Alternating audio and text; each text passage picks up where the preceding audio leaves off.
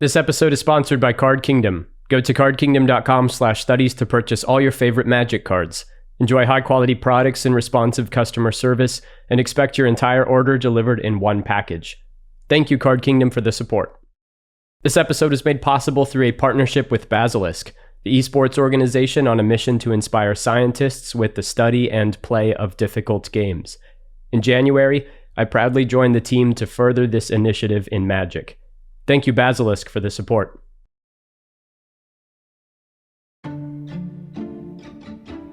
There's a big bull's head hanging above the stairs in Seattle's Wizards of the Coast Game Center. It is round and brown and plastic and terribly ugly. In a face-to-face encounter with the beast, Richard Garfield, a man who looks remarkably like Kermit the Frog, grimaces, as would the amphibian. "This was not my idea," his face says. So wrote Jeff Pearlman for Sports Illustrated in November 1997. 4 years into its life, Magic was making waves in the mainstream media, hostile waters hungry to devour the growing little fish. The rest of the article, as you can imagine, paints a fairly disingenuous portrait of those who frequented the game center. At their expense, Pearlman deified the likes of Mike Long and Sean Hammer Renier, a former professional arm wrestler turned Pro Tour champion.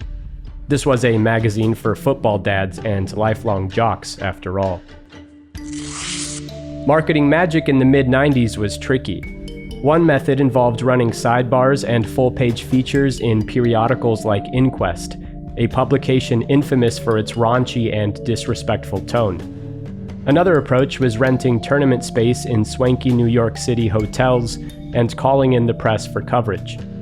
The Gathering 1 was the first event of its kind, an oversized pre-release for Homelands that featured an immersive installation of Dominia, a chance to battle the game's designers with all new cards, and the appearance of select artists who gave shape to this whole phenomenon. So Ronnie came up with the idea for The Gathering. So she decided to go all out. She rented the space in this nice building in New York, like downtown New York, which was not cheap. At the time, this event cost, I believe, $1 million. This was way above the scale of anything we had ever done back in the day. Included in this ambitious budget was the commission of Magic's first cosplay, a full-scale realization of Hurloon Minotaur. Hurloon Minotaur was beloved by Wizards of the Coast. It was a homemade icon, a one-trick pony for the marketing department, and the de facto mascot of the company. Hurloon Minotaur was born out of necessity to advertise the game before it was ready for production. Jesper Myrfors recounted to me the deadlines that forced his hand. I was working in the office, at that point a basement in a house, and it was getting late. I was told that we needed to get an ad ready for our first foray into advertising the game in a magazine. The problem was that the game was not finished, and we had no cards to show. I chose an Anson Maddox piece for the ad, but looking at it, the text box was pretty empty, so I decided it needed a bit of flavor text to fill it out. The back cover of Cryptic issue number 1 may have been the final landing spot for this write-up, but Myrfors could not verify. Here, we find the first drafts of Magic, a fantasy card game and collectible trading set releasing in the summer of 1993. Anson Maddox's Minotaur was front and center. Beneath the mysterious illustration was Myrfors's impromptu flavor text written in the office basement of Peter Adkison, the first CEO of Wizards of the Coast. By June of 1994, the ravenous demand for Magic was outpacing production and extending beyond the cards. Requests for merchandise poured in. Wizards responded with pins, posters, t-shirts, and calendars. They returned to the Minotaur as representative. The Hurloon Minotaur pin is antiqued gold, color, metal, and retails at $4.95. We hope the Minotaur pin will help Magic players identify one another. That fall, Wizards followed the pin initiative with a wall calendar for the upcoming year. Hurloon Minotaur appeared on the cover and as the featured illustration for August, with insight from Anson Maddox. I wanted to draw something that I've never seen before, something that reflected the culture of the Minotaur. I chose them to be ritualistic and use totem scarring. I think the picture is more evocative of a mood than an action, more like a powerful serenity. Maddox's painting is entrancing. The stoic portrait of a shamanic beast with decorative patterns carved into its face and horns is backdropped by a pale crimson. Thick white fur glows against the flat plain as a slight breath of cold air emerges from its flared muzzle. No wonder everyone at Wizards was so hypnotized by the piece. It held an aura, a mystique. Mirforce recognized Maddox as a unique artistic visionary and considered himself very, very lucky to have him involved with the project. In the 5 years following the printing of Alpha, the image of the Minotaur appeared on countless trinkets and peripherals. There were cardboard life counters and oversized cards and pewter miniatures and even more calendars. January 1st, 1997 was dedicated to the creature that has been the company mascot since the early days of Magic, a choice statement to kick off the new year. The Minotaur was used as key art on 4th edition booster packs. The Minotaur was transformed into a full-frame sculpture by Randy Bowen for Dark Horse Comics and sold in a limited run of 5,000 numbered statues. And the Minotaur made a cameo appearance battling Sarah Angel in the promotional shoot for Homelands. This video debuted as a virtual reality immersive experience at The Gathering 1 in New York City. I wonder if that costume was repurposed for the cosplayer posing with Richard Garfield at the same event.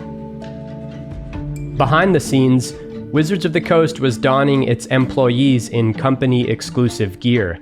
Hurloon Minotaur t-shirts and denim jackets were supplied to those working in the building and offered as prize support for the 1995 World Championships, but were never sold to the public.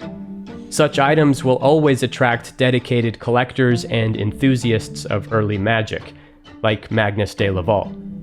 Through some digging, he found the existence of a second, rarely seen denim jacket, as well as the traces of a prototype for an embroidered petticoat. He later acquired a Hurley jacket of his own, then asked Anson Maddox for a signature under the lapel. Although a certain following has formed now, rosy admiration for the Minotaur was not shared by all back then. Rather, it marked a significant disconnect between the small staff in Renton and the growing player base at large. But there was a big confusion where people confused Wizards' adoption of Hurloon Minotaur as a mascot to that the players liked the Hurloon Minotaur. And it took us years to explain to them that it was a bad card, that players tended to fall in love with good cards. Yes, it was a pretty picture, and yes, Wizards liked it, but the Hurloon Minotaur was never really beloved by the players because it just was a kind of sucky card. Where Sarah Angel, was a powerful card. People liked it, it was a powerful card.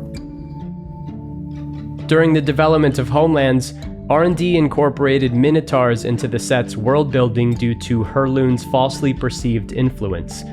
This resulted in 5 cards and 8 illustrations of the Inaba Minotaurs, all done by Maddox. Anson extended the tattoo motif onto these depictions, even though the Inaba were a separate tribe from a different plane. Homelands also put forth the strange concept of summoning Minotaurs with the sound of didgeridoos. This idea felt like a tonal departure from Mirforce's original characterization of the creatures.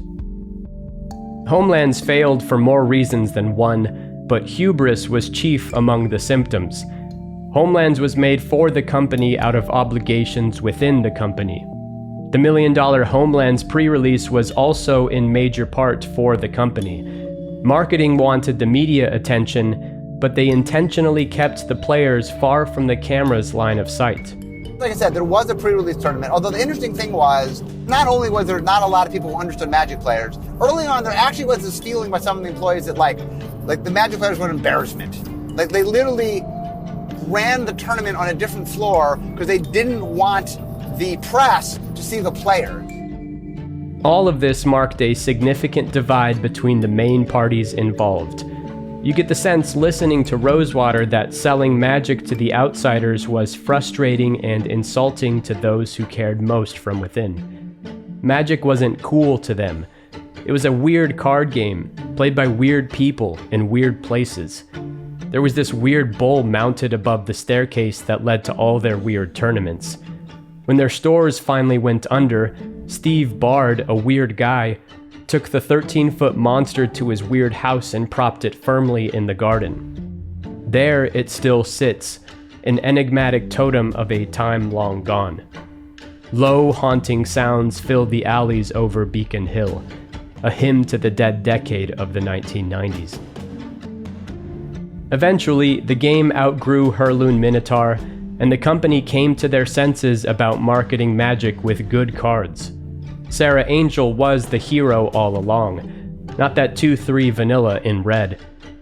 By 2000, external competition was putting real pressure on Wizards of the Coast's monopoly over trading card games. A yellow mouse was on the horizon, ushering in the next millennium and defining new laws for iconographic design. The age of esoteric was over. The time of cute had come. And yet, in spite of everything, Hurloon Minotaur endures. Anson Maddox's painting still possesses the same magnetic force that swayed the inaugural staff of Wizards of the Coast. There is a timelessness here. Mirforce was right.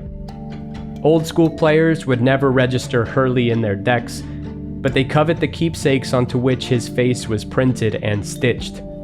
The collectible pin that ran for $5 in 1995 cost me $150 in 2024, to say nothing of the statues that sell for hundreds more. But I'm partial to ephemera like this. I wonder if this pin ever promoted a pickup game of Magic between strangers like the Duelist proposed. Last year, to celebrate the game's 30th anniversary, Tiziano Antoniozzi and I hosted an exhibition on the history of Magic in Italy at Lucca Comics and Games. Peter Adkison was there. He wore his denim jacket.